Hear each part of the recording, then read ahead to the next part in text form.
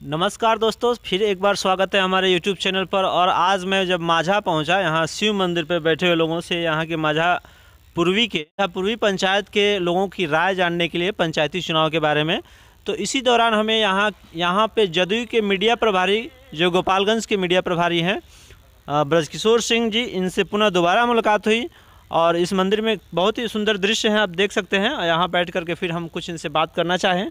जैसे नया मुद्दा आया हुआ है सब्या हवाई अड्डा, और हमने पिछले दिनों भी इनसे एक सवाल किया था मंजीत सिंह को लेकर के। मंजीत सिंह मतलब कि पार्टी छोड़ के चले गए थे और फिर उन्होंने पार्टी ज्वाइन किया। तो इन सब गतिविधियों पर हम इनसे बात करेंगे। तो एक बार पुनः आपका स्वागत है। नमस्कार सर, आपके सारे चैनल के जितने भी सब्सक्राइबर हैं उनको भी नमस्कार। हाँ सर, तो सबसे पहले तो सवाल हमारा यही होगा सब्या हवाई अड्डा को लेकर के।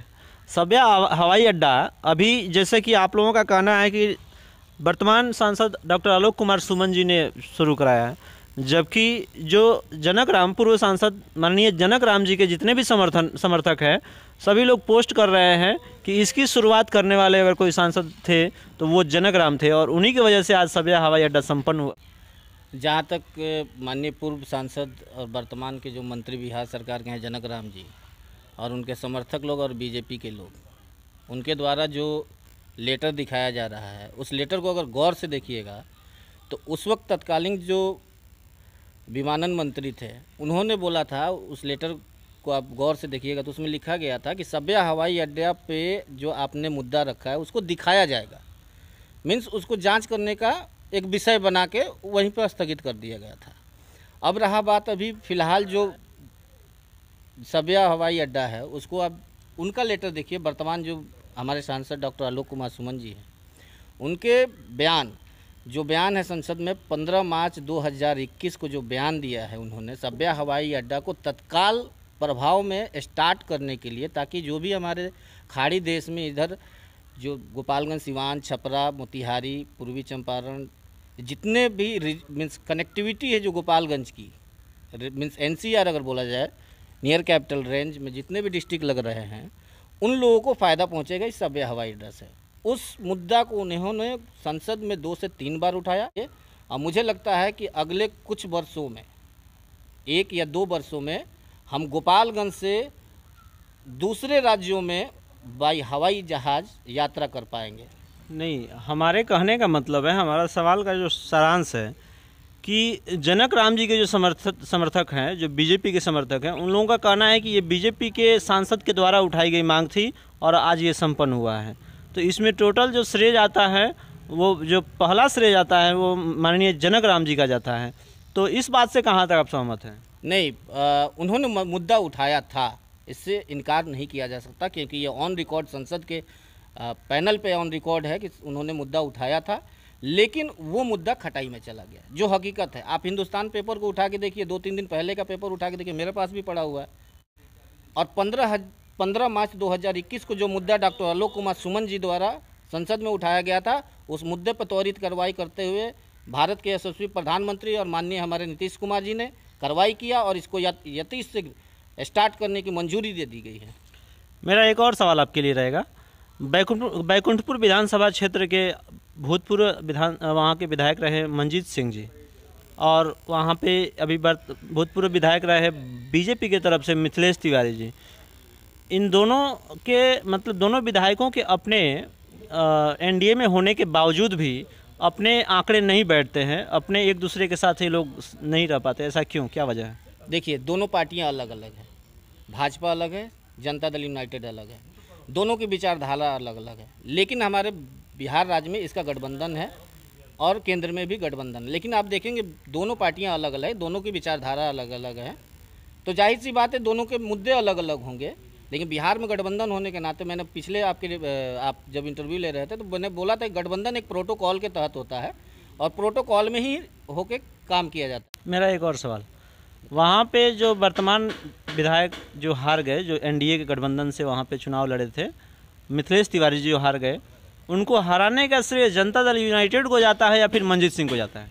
देखिए, उस वक्त हमारा NDA गठबंधन था, जनता दल यूनाइटेड, हम VIP और भाजपा, चारों दल एक गठबंधन में चुनाव लड़ रहे थे। और जहाँ तक रहा मंजीत सिंह का चुनाव लड़ना, तो वो उनका व्यक्तिगत फैसला था।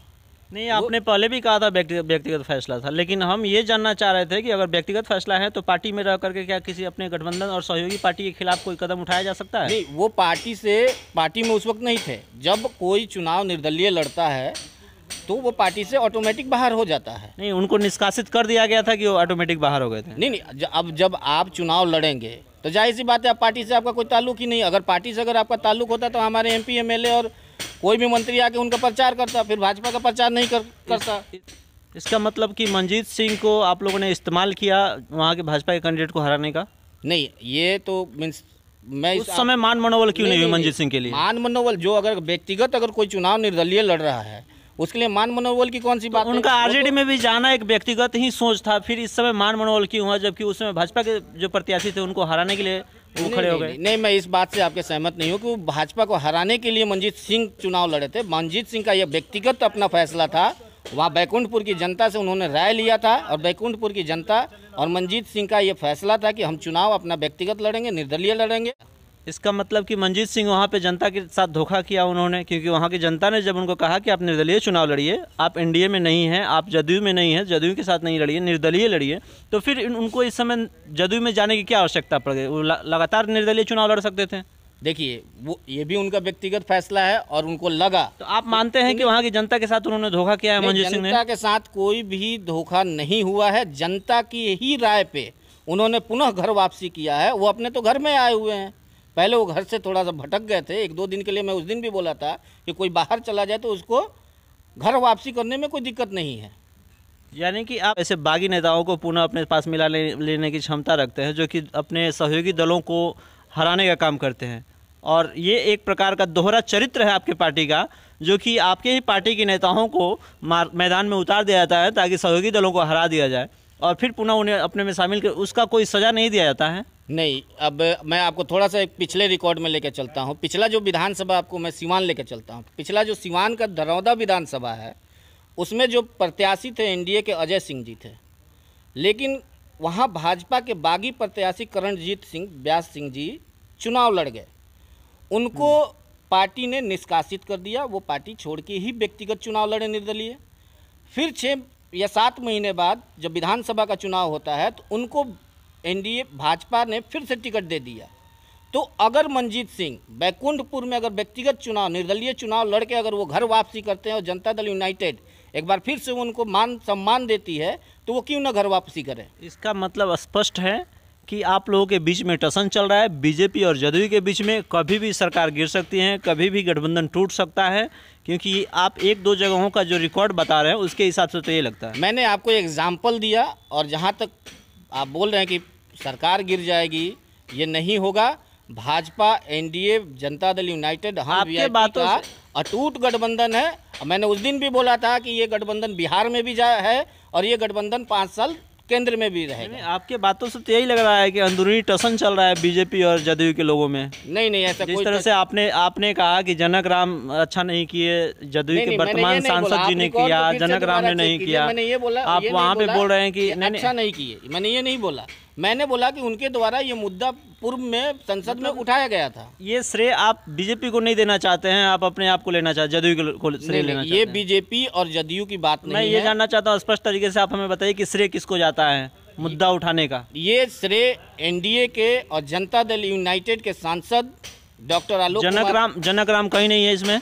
उन्होंने, मैंने बोला ना कि वो पूर्व में इस मुद्दे को उठाया था, लेकिन वो मुद्दा तो उनका श्रेय जाता है कि नहीं? मैं आपसे बस हाँ और ना में जवाब जानना चाहता हूँ। मेरे हिसाब से तो उनका श्रेय नहीं जाना चाहिए, क्योंकि जो तत्काल प्रभाव से जो इस पे काम कर रहा है उसको श्रेय देना चाहिए। तो बहुत बहुत धन्यवाद, आपका स्वागत है पुनः। और दोस्तों, जैसा कि मैंने बात किया हमारे ब्रजकिशोर सिंह जी से जो मीडिया प्रभारी हैं, और इनका स्पष्ट कहना है कि कहीं दूर दूर तक बीजेपी के नेताओं की इसमें कोई पहल नहीं है जो सब हवाई अड्डा शुरू हुआ है।